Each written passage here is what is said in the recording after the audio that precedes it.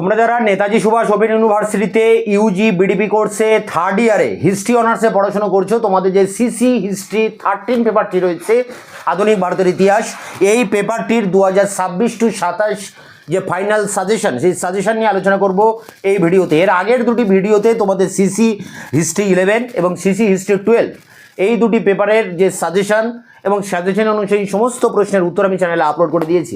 Video description বক্সে তার link দেওয়া রয়েছে। এখন সিসি হিস্ট্রি 13 পেপারটির যে সাজেশন সেটা তুলে ধরছি তোমাদের সামনে। এখানে সাজেশনের সব প্রশ্নের উত্তর আমি চ্যানেলে আপলোড করে দিয়েছি।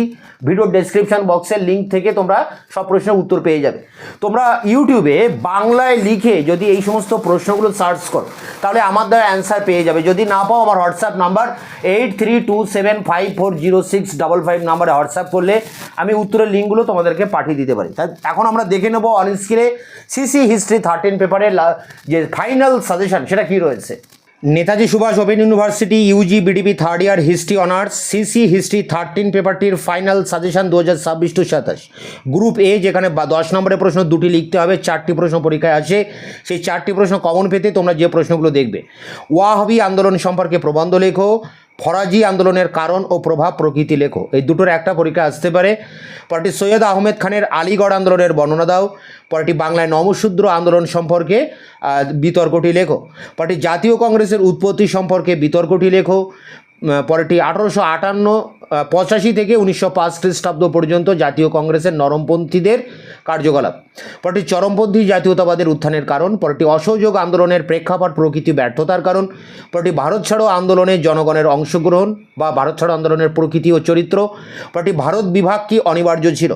তোমরা এই 10টা প্রশ্ন টপ মোস্ট ইম্পর্টেন্ট প্রশ্ন হিসাবে এই 10টা প্রশ্ন অবশ্যই করবে। তারপর তোমরা বাদবাকি প্রশ্নগুলো দেখবে। 11 দাগের প্রশ্ন দেখো, শরণার্থী উদ্বাস্তু সমস্যা সম্পর্কে লেখো। পরটি নেতাজি সুভাষচন্দ্র বসু ও আজাদ হিন্দ ফৌজের অবদান। পরটি নৌ বিদ্রোহের কারণ ও গুরুত্ব সম্পর্কে আলোচনা করো। পরটি নীল বিদ্রোহের কারণ ও ফলাফল। পরটি স্বদেশী আন্দোলনের প্রধান ধারাগুলি আলোচনা করো।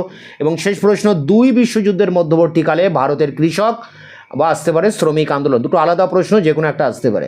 তো এখানে 16টা প্রশ্ন রয়েছে। তোমরা প্রথম দিক থেকে 10-12টা প্রশ্ন পড়বে, তার মধ্যে সব প্রশ্ন কমন পেয়ে যাবে। এই সমস্ত প্রশ্নের উত্তর আমি চ্যানেলে আপলোড করে দিয়েছি। এছাড়া এই সমস্ত প্রশ্নগুলো তোমরা যদি ইউটিউবে এইভাবে বাংলা লিখে সার্চ করো, আমার দেওয়া অ্যান্সার তোমরা পেয়ে যাবে।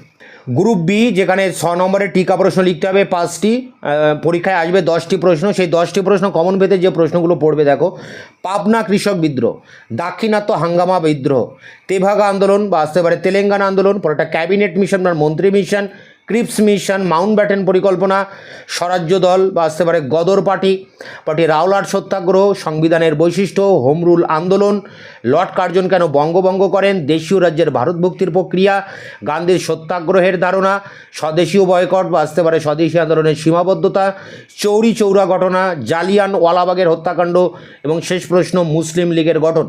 এই সমস্ত প্রশ্নের উত্তর চ্যানেলে দেওয়া আছে। তোমরা প্লে লিস্ট পেয়ে যাবে এই ভিডিও ডেসক্রিপশন বক্স থেকে, সেখানে সমস্ত প্রশ্নের উত্তর তোমরা পেয়ে যাবে।